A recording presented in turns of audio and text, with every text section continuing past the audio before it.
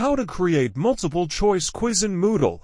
The Moodle app is a mobile learning platform that lets students access courses, submit assignments, take quizzes, join discussions, view grades, and receive updates anytime, even without internet. Here's a step-by-step guide on how to create a multiple choice quiz in Moodle. Log into your Moodle-2025 account as a teacher or admin. Go to your course page where you want to add the quiz. Click Turn Editing on. Then click Add an activity or resource in the desired section. Select Quiz from the activity list and click Add. Fill in the quiz name, description, and set timing and grade settings. Then click Save and Display.